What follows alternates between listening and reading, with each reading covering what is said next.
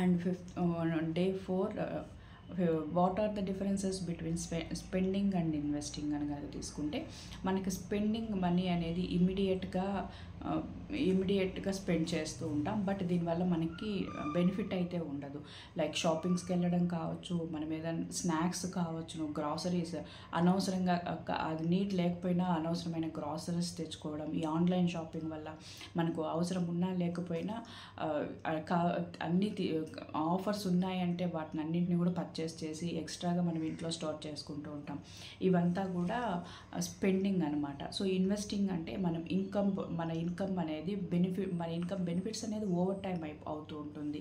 Like మనం books పరంగా some knowledge తీసుకోవడానికి కొన్ని బుక్స్ మీద ఇన్వెస్ట్ చేయడం కావచ్చును, ఆర్ కొన్ని రియల్ ఎస్టేట్స్ కావచ్చు, ప్యాసివ్ ఇన్కమ్ రావడానికి ఏదన్నా మనం ఒక హౌస్ కన్స్ట్రక్ట్ చేసి దాన్ని రెంట్స్కి ఇవ్వడం కావచ్చును, షేర్ మార్కెట్స్.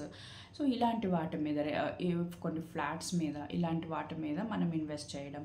అండ్ మన హెల్త్ మీద, అండ్ మనం ఏదైతే వర్క్ చేస్తున్నామో దానికి కావాల్సిన నీడ్స్ లైక్ ల్యాప్టాప్ కావచ్చు, ఒక మంచి మొబైల్, వైఫై కనెక్ట్ తీసుకోవడం, అండ్ మనం ఉంటున్న ఒక ఆఫీస్ రూమ్గా సెటప్ చేసుకొని వీటన్నిటిని మనం పర్పస్ కోసం మాడిఫై చేసుకుంటూ ఉంటాం. సో వీటన్నిటి మనం పెట్టుకోవడాన్ని మనం ఇన్వెస్ట్మెంట్ అంటాం అన్నమాట.